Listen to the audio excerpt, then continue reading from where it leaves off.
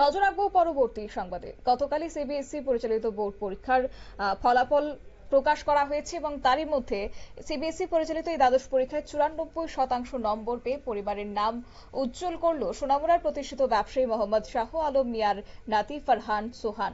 কেন্দ্রীয় বিদ্যালয় কুঞ্জবন পিএম শ্রী বিদ্যালয়ের কলা বিভাগের ছাত্র ফারহান। প্রতিটি বিষয়ে রয়েছে লেটার মার্ক। সোহানের বাবা এমডি সেলিম মিয়া সিআইএসএফ জওয়ান এবং মা ঝুমা আক্তার গৃহিণী। নিজের সাফল্যের বিষয়ে ফারহান জানিয়েছে, শিক্ষকদের কথা মেনে এবং টেক্সট বইগুলির উপর বেশিরভাগ জোর দিতে হবে, তবেই আসবে সফলতা। সে আরও জানায়, প্রতিটি শিক্ষকই চায় তার ছাত্রছাত্রীরা সফলতা পাক, তাই ছাত্রছাত্রীদের কর্তব্য হচ্ছে শিক্ষকদের উপদেশগুলো মেনে চলা। তবে সে তার সফলতার বিষয়ে সাংবাদিকদের সামনে তুলে ধরেছেন। কি বলছে সে, শুনুন। ওয়েল, একজনকে তো ক্রেডিট দিতে পারবো না। যদি বলি তাহলে আমার family is always been the backbone of my result. Like without their support it was nothing possible. Like my mother, আমার মা খুবই like as a pillar of strength.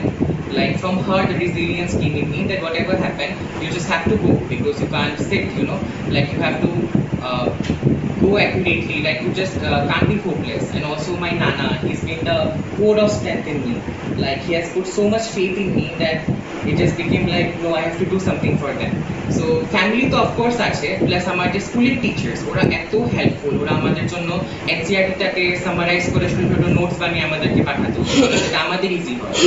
আমি করলে স্কুল টিচার্স প্লাস আমার ফ্যামিলিকে মানে ইয়ে করবো আর কি, যে ওদের জন্যই আজকে আমি এখানে আসতে পেরেছি।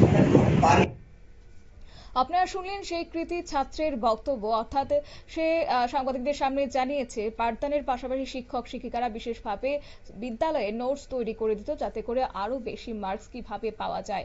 এবং সে এও প্রকাশ করেছে ভবিষ্যতে ইংরেজি অনার্স নিয়ে পড়াশোনা করতে চায় এবং রাষ্ট্রবিজ্ঞানেও তার অগাধ মোহ রয়েছে। কারণ রাষ্ট্রবিজ্ঞান পাঠের মাধ্যমে বর্তমান বিভিন্ন আইন, অতীত এবং বর্তমান রাজনৈতিক প্রেক্ষাপট বিষয়ে সে জানার অনেকটাই আগ্রহ প্রকাশ করেছে সাংবাদিকদের সামনে। নিয়ে নিচ্ছে ছোট্ট একটি বিজ্ঞাপন বিরতির, সঙ্গে থাকুন।